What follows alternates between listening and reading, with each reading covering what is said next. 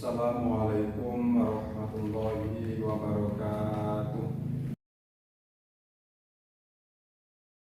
Alhamdulillahilladzi amarna bitarkil manahi wa fi'lid ta'at. Asyhadu an la ilaha illallah wahdahu la syarika lah. Wa asyhadu anna sayyidana Muhammadan abduhu wa rasuluh. Ad-da'i biqaulihi wa fi'lihi ila rasyad. Allahumma salli wa sallim ala sayyidina Muhammad wa ala alihi wa ashabihi al-hadina lis-shawab wa ala tabi'ina lahum bi ihsanin ila yaumil ma'ab. Amma ba'du. Faya ayyuhal muslimun, ittaqullaha haqqa tuqatih wa la tamutunna illa wa antum muslimun. Faqad qala Allah ta'ala fi kitabihil karim, ya ayyuhan nasu inna khalaqnakum min dzakarin wa unsa waj'alnakum syu'uban wa qabaila lita'arafu. Inna akramakum indallahi atqakum. Innallaha alimun khabir. Ma'asyiral muslimin rahimakumullah. Sebaik-baiknya bekal yang akan kita bawa ketika sudah menghadapi kematian adalah ketakwaan. Oleh karena itu, khotib berwasiat kepada diri sendiri, kepada keluarga, dan semua jamaah yang hadir pada pelaksanaan sholat Jumat ini untuk selalu meningkatkan ketakwaan kepada Allah Subhanahu wa Ta'ala dengan cara menambah ibadah-ibadah yang kita lakukan, menguatkan keimanan, memantapkan keyakinan kepada Allah, serta menjauhi larangannya. Maksud dari takwa itu sendiri adalah mengerjakan semua perintah Allah dan menjauhi semua larangan-larangannya, baik di waktu suka ataupun duka, di kala luang maupun sempit. Ma'asyiral muslimin rahimakumullah. Kita patut bersyukur dan bangga menjadi warga negara Indonesia, di mana Indonesia adalah negara yang besar dan beragam suku bangsa, ras, budaya, dan agama. Negeri di mana sumber alamnya melimpah ruah, serta penduduknya santun dan ramah terhadap sesama. Hal inilah yang menjadikan negara kita primadona di mata dunia. Banyak yang memuji, banyak yang menyanjung dan mengagumi kebesaran negeri kita ini. Namun, janganlah kita terlena dengan pujian dan janganlah lengah dengan keadaan, karena tanpa kita sadari, benih-benih kehancuran mulai datang dan mengancam negeri kita tercinta ini. Ma'asyiral muslimin rahimakumullah. Lantas, apa benih-benih kehancuran yang perlu kita waspadai itu? Tidak lain dan sudah pasti, benih-benih itu adalah munculnya intoleransi, radikalisme, dan faham fanatis suatu golongan.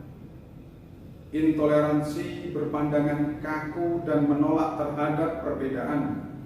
Radikalisme menggunakan kekerasan dalam bersikap ataupun berideologi. Sedangkan fanatisme menganggap bahwa tidak ada yang benar selain dirinya atau golongannya sendiri. Inilah yang patut kita waspadai, dan jika kita biarkan, sudah tentu dan pasti perpecahan di negeri ini akan terjadi.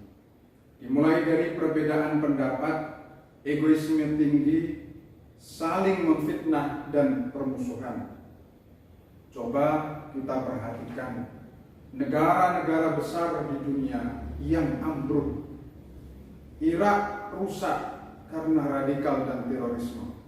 Afghanistan hancur karena kelompok intoleran Taliban. Begitu juga Suriah yang luluh lantah dan negara-negara lainnya. Ma'asyiral muslimin rahimakumullah. Tentu hal buruk demikian tidak ingin kita alami. Oleh karenanya, mari bersama kita membangun kesadaran dan menjaga keharmonisan di lingkungan sekitar kita khususnya dan di negara kita Indonesia pada umumnya dengan beberapa langkah yang dapat kita lakukan. Pertama, menyadari bahwa perbedaan adalah suatu fitrah yang diberikan oleh Allah Subhanahu wa Ta'ala. Sebagaimana firman-Nya dalam surat Al-Hujurat ayat 13. A'udzu billahi minasyaitonir rajim. Bismillahirrahmanirrahim. Ya ayyuhan nasu inna khalaqnakum min dzakarin wa untha wa ja'alnakum syu'uban wa qabaila lita'arafu. Inna akramakum indallahi atqakum. Innallaha alimun khabir. Yang artinya, wahai manusia, sesungguhnya kami menciptakan kamu dari seorang laki-laki dan seorang perempuan dan menjadikan kamu berbangsa-bangsa dan bersuku-suku supaya kamu saling kenal mengenal. Sesungguhnya orang yang paling mulia di antara kamu di sisi Allah ialah orang yang bertakwa. Sesungguhnya Allah Maha mengetahui lagi Maha mengenal. Ma'asyiral muslimin rahimakumullah. Yang kedua, sebagai umat Islam yang taat, marilah kita bersikap moderat dan toleran terhadap sesama. Nabi Muhammad SAW berpesan dalam hadisnya, Ahabbuddin ilallah al-hanafiyah as-samha. Agama yang dicintai oleh Allah adalah agama yang lurus dan toleran. Hadis riwayat Bukhari. Ma'asyiral muslimin rahimakumullah. Yang ketiga, mari menjaga keamanan, ketentraman, perdamaian dan persatuan adalah tugas kita bersama. Dalam Al-Quran surat Ali Imran ayat 103 Allah berpesan, wa'tasimu bihablillahi jami'a wa la tafarraqu. Dan berpegang teguhlah kamu semuanya pada tali agama Allah dan janganlah kamu bercerai-berai. Ma'asyiral muslimin rahimakumullah. Ada sebuah kaidah fikih yang berbunyi lil wasail hukmul maqasid. Artinya hukum untuk perantara sama dengan tujuannya. Sebagai contoh, wudu hukum asalnya sunnah dan sholat hukumnya wajib. Namun untuk sholat disyaratkan untuk berwudu.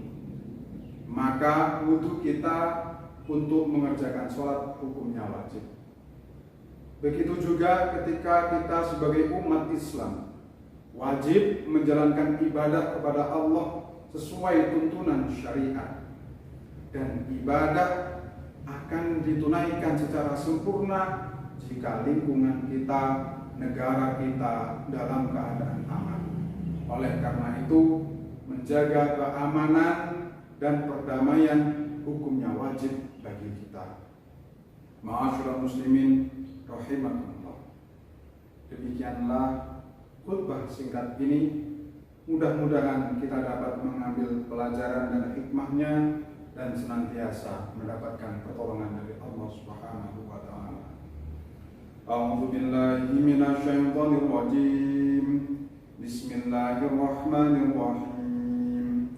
Idza jaa nasrullahi wal fath wa ra'aitan nasa yadkhuluna fi dinillahi afwaja fasabbih bihamdi rabbika wastaghfir innahu kana tawwaba. Barakallahu li wa lakum fi hadzal yawmil karim wa taqabbal minni wa minkum jami'a a'malina innahu huwal hakimul alim. Aqulu qouli hadza wa astaghfirullaha li wa lakum fastaghfiruhu innahu huwal ghafurur rahim.